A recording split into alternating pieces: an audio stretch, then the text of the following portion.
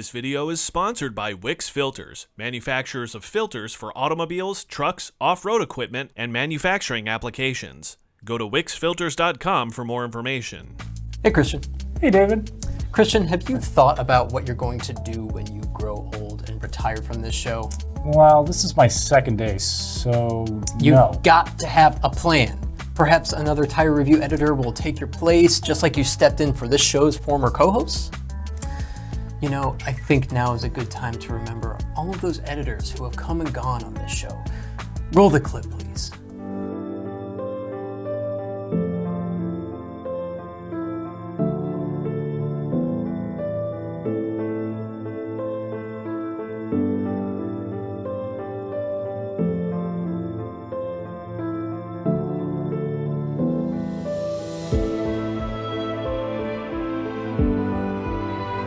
You know that they're both upstairs. I just talked to Maddie about 2 minutes ago, and she told me you haven't done any work for like a week. Is this what you've been working on? My point is that one day when you get too big and too famous, you might leave the show, and if you do, you need to have a succession plan. I appreciate your concern, but let's talk about this after the show. This is the show. Today's episode is on succession planning. Oh, okay, interesting topic. What does that have to do with independent tire dealers, though? Don't most of them have a succession plan?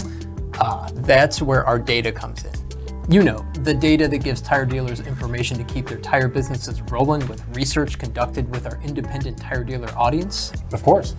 So what percentage of our independent tire dealers have a succession plan according to our data? What's your guess? 59? Good guess, but here's the answer. Ashley, can you cue the chart, please?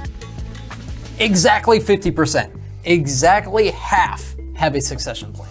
That's not what I expected. Do you think COVID had anything to do with that number being any higher?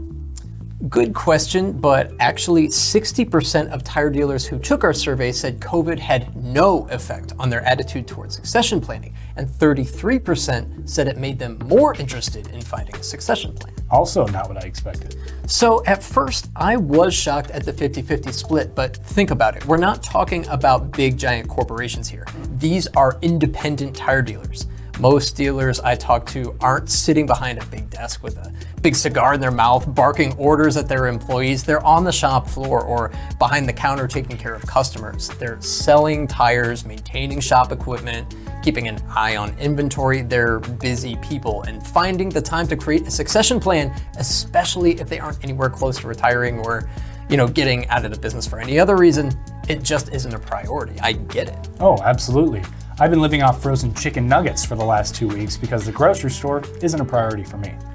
Not the same thing, but same concept. I guess there's a little more at stake when it comes to succession planning, knowing whether you plan to leave or sell your business to a family member, sell the business to an employee, sell to another company, sell to a business partner, or hell, maybe you just want to liquidate the whole thing. I don't know. Knowing that gives the owner not just peace of mind, but flexibility to run their business in a way that perhaps they wouldn't if they were the only ones holding the keys to the kingdom. For sure. And for dealers who do have a succession plan, funny that you just said everything you did in the order that you did, because that's the popular order for dealers too, according to our data. A majority of dealers we surveyed told us that they're passing the business down to the next generation or selling it to an employee. Many of the independent tire businesses in our industry are multi-generational and family-owned, so it makes a ton of sense. Who do you even talk to if you want to start the process? Do you just write on a piece of paper, I leave my business to Janet, and then put it in a safe? I'm honestly not sure whether that would hold up, but here are the most popular answers to that question according to our data.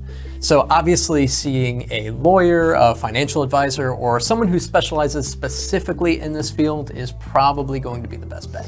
I'd be interested to know how many independent tire dealers have even approached or been approached to sell their businesses too. So believe it or not, Ashley, could you cue the chart, please?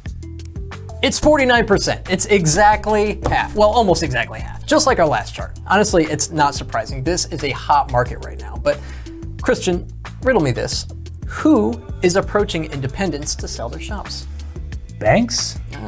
Okay, so here's our data. And if you've been in this business any length of time, there are probably no surprises here for you.